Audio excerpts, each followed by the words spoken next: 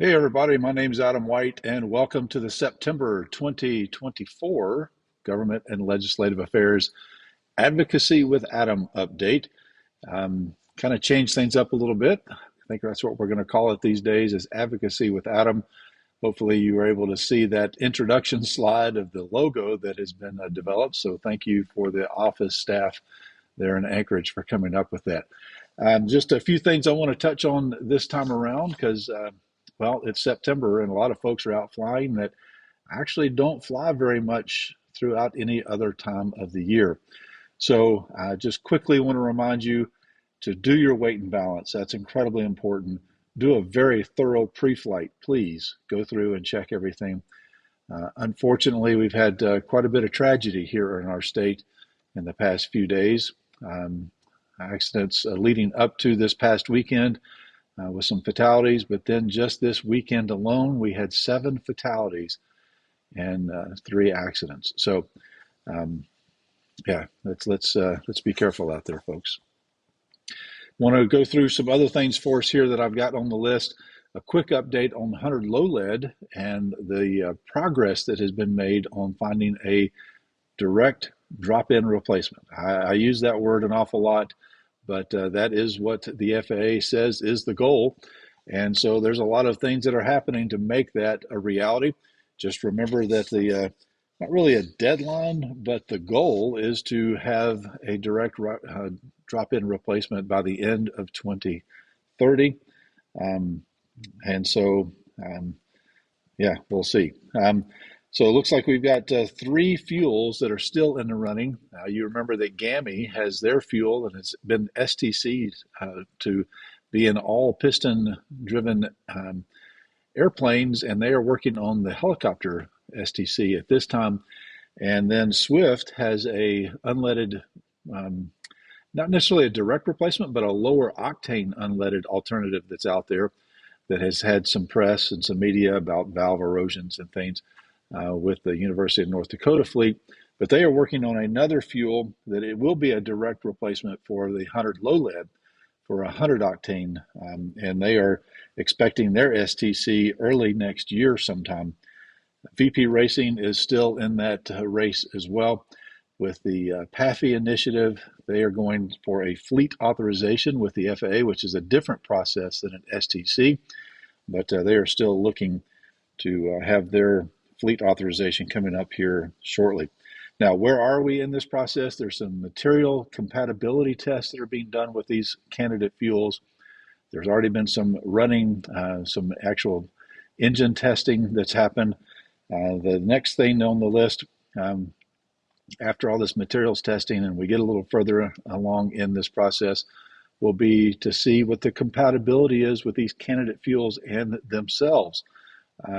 Just one candidate fuel with another. Part of this process is to include compatibility with 100 Lowed, but now they're also going to expand that to see if it's still compatible to mix and to blend with the other candidate fuels as well. So it'll be interesting to see how that plays out, see if there's any reactions that happen or destabilization that happens with these fuels during that process. Also, just want to remind you that yeah, the goal is 2030. Alaska has been able to get an extension to 2031, but I'm not sure that's really going to help us if we are the only place, the only market still eligible to use unleaded fuel past that point. Is that going to work for the market? I just don't know. We're working towards that and seeing what we can do. Just a reminder, though, part of this whole process, and one of the things that I've been able to glean from some of this is that with 100 Lowed and then the GAMI fuel and their STC and all these things, there was a lot of things that happened at Oshkosh. I talked about that last month. Don't want to go into too many more details about that because I don't want to rehash it. But one of the things that we're starting to pick up and notice is that the ASTM standard is important. Even though GAMI has resisted doing that, they've provided a bunch of data, but they do not want to seem to go through that process.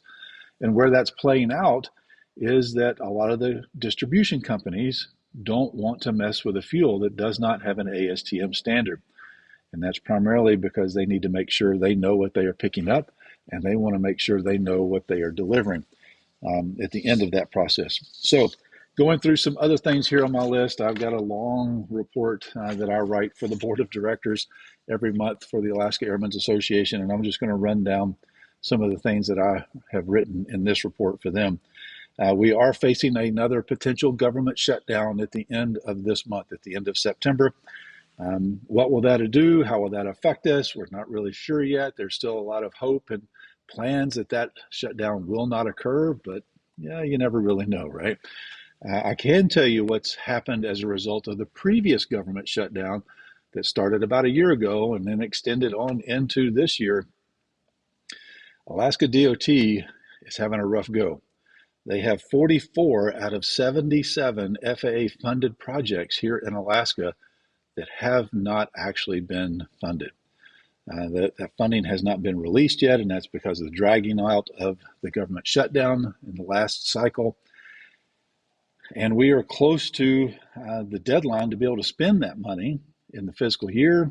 And how does that play into the availability of that fund rolling over to next year? Now, I'm sure that we'll find a solution to this. But right now, projects have been on hold this construction season because there has not been FAA funding available for them. 44 out of 77. That's not a good percentage. Now, DOT is also faced with escalating labor cost and material cost. We see inflation in our daily lives. The same thing is happening with DOT and these construction projects as well. So we'll keep a close eye on what that government shutdown may look like if it were to happen here at the end of this month. Some other things that I've been tracking and paying close attention to is the potential for property taxes on aircraft as they come through the city of Nome. Now, I have all hopes and that this tax will not come through for aircraft in Nome, at least transient aircraft. Although based aircraft in Nome, some of the air taxis, Bering Air specifically, and some of the others, this could be a huge burden on them that they are going to have to pass on to their customers. And the residents of Nome are going to be the ones who pay for this. But Nome is facing a budget shortfall, just like every other community in the state, and they are looking at ways to try to come up with that shortfall. And I applaud their efforts to try to find revenue sources, but sometimes it's a little misplaced the way they think through how that could be implemented. Now, I can tell you that this is not being very well received in the aviation community as far as that Alaska Airlines and Bering Air and all these other air taxis that operate in and out of Nome. It has potential for being an issue for our members and transient users of that airport. Basically, the time that your aircraft spends on the ground could potentially, the value of your aircraft be taxed and prorated for the time of year, the amount of time of a year that you are actually physically on the ground in Nome. So it's going to be an accounting nightmare. It's going to be a nightmare of bookkeeping, trying to figure out how long were you really there, who's going to have to prove that you were there, who's going to have to calculate that, how much will that tax actually bring in versus the labor cost and all those other things associated with not just collecting that tax, but actually determining that value of the tax. So again, I don't really think this is going to go anywhere right now. I know that the city council in Nome is not in favor of this, and there's been a lot of things happening in meetings, and we'll just have to keep a close eye on that even throughout that process.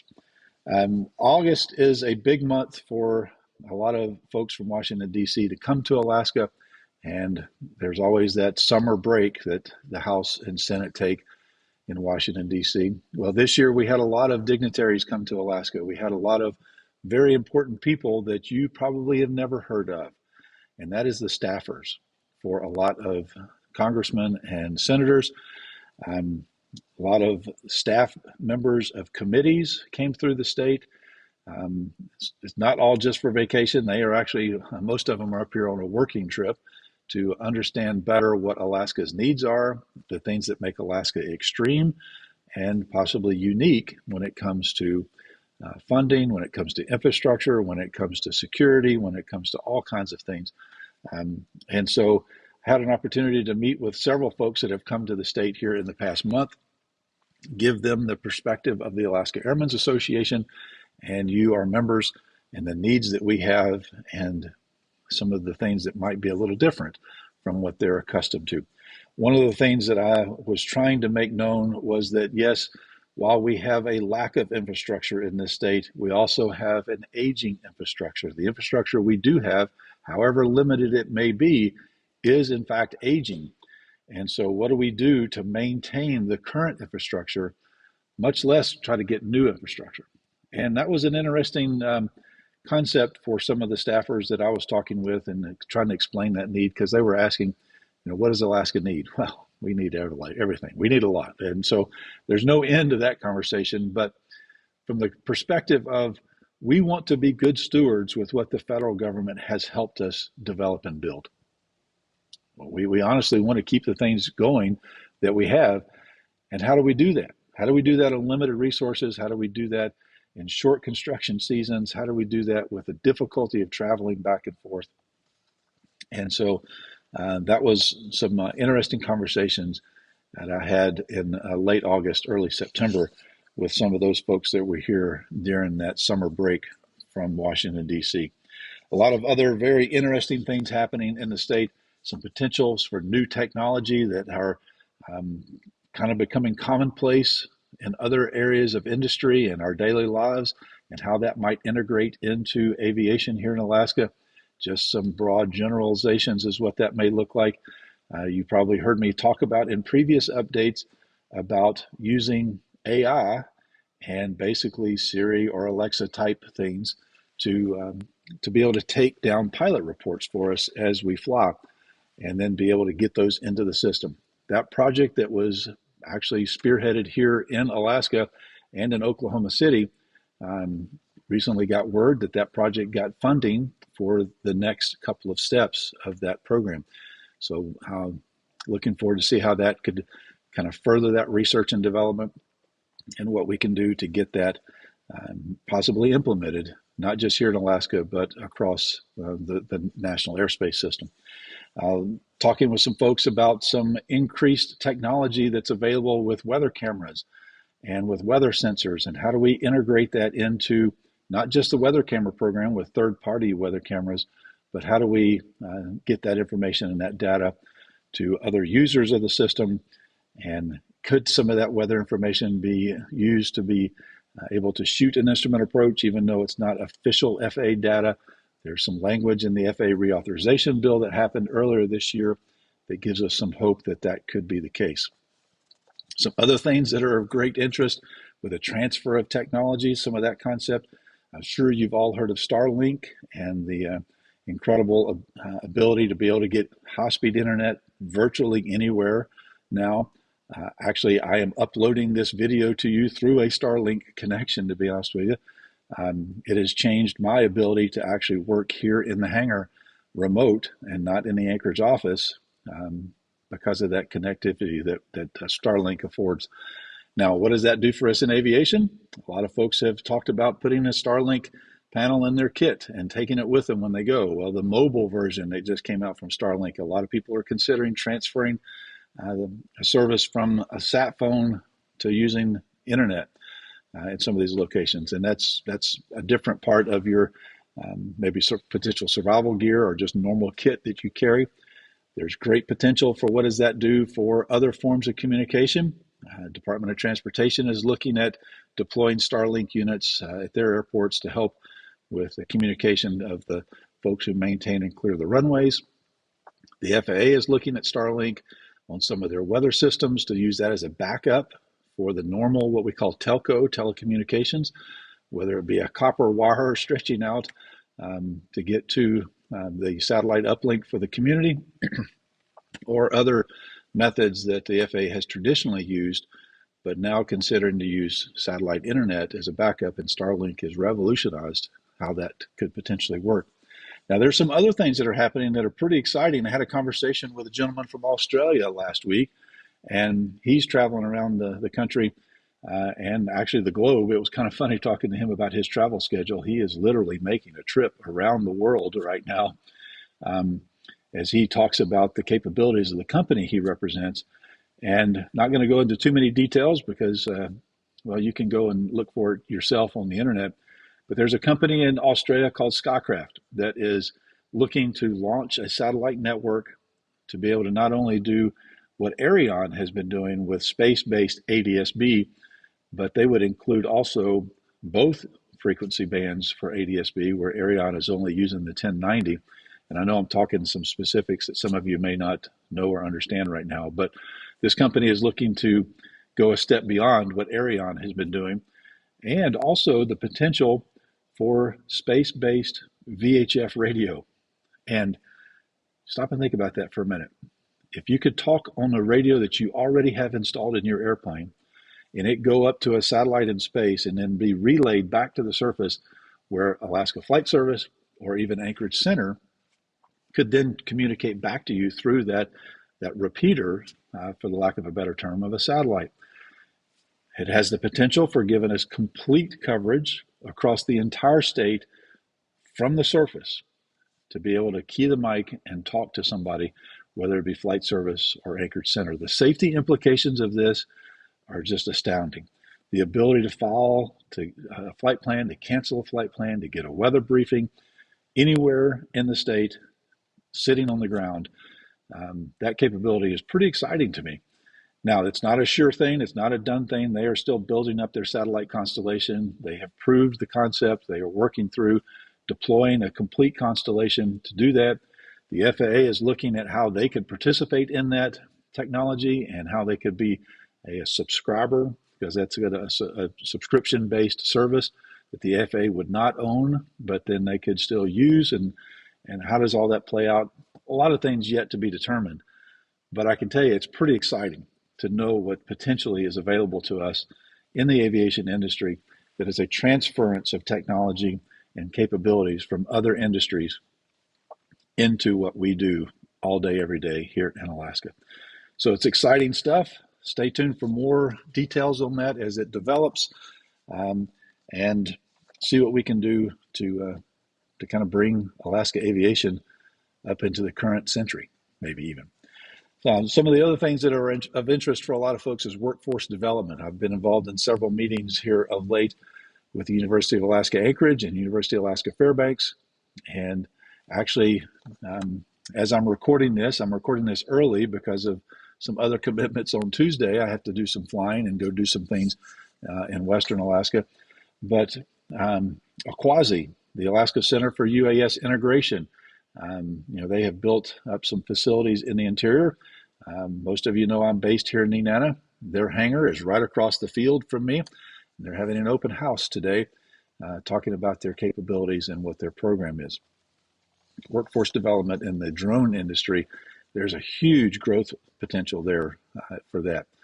The university system in the state, both Anchorage and Fairbanks, are looking how they can fill those needs with students and some opportunities for their graduates. Also looking to fill the need for pilots and mechanics in the state. You're probably aware of the programs that they have and some of the struggles that they've been having through the years. And let's just be honest, it's been difficult to keep flight instructors, not just in the university system, but at all flight schools, because as a flight instructor gets to that threshold and that plateau of being able to move on, the demand is so high for pilots that the training institutions can't compete cost-wise for their salary. So University of Alaska Anchorage says that they lose about 1/3 of their flight instructors every single year because they move on to air taxis and the airlines. Some of the other things that are of interest, if you own an airplane or operate an airplane, you know that it is getting more and more difficult to find mechanics. Alaska has had a 24% reduction in the number of mechanics here in the state as far as employed mechanics, a 24% reduction since 2019. That's a bad trend. Now, the lower 48 numbers are slowly increasing, so we are losing 24% since 2019. The lower 48 mechanic hire rate and employment rate is slowly increasing. So university systems trying to do everything they can to expand their mechanic programs to try to meet this need. We've been following pretty much the national trend when it comes to pilots. Alaska is barely keeping up with the need for pilots, same as the lower 48, and we know that need is going to continue to rise. So A lot of good things out there that the Alaska Airmen's Association is involved with workforce development, and partnering with these training institutions and helping with scholarships and everything else that we can do to be a part of that solution and to help keep aviation strong here in Alaska. So I encourage you to go to our website. If you're not a member already, please consider joining the Alaska Airmen's Association. Your membership is important. It lends your voice to all the others that are members so that when I go and advocate for our needs, they know that I've got a lot of people standing behind me. There's also some great resources there for young aviators, folks that are interested in getting into aviation, the next gen programs that the Alaska Airmen's Association run. A lot of great things happening there as well. So go to alaskaairmen.org and find out more about what we do and how you can become involved. And be looking, raffle ticket sales for next year's raffle plane will go on sale again here in a few short weeks. So look forward to seeing who wins that airplane next spring. So with that, I'll say thanks for joining me. I appreciate the feedback I get for a lot of you. And it's always good to bring to you what the Alaska Airmen's Association is doing on behalf of you, our members. And until next month, well, be careful out there. Actually do a for real, legit weight and balance. I doubt that you've done one in quite a while. So do that for me, will you?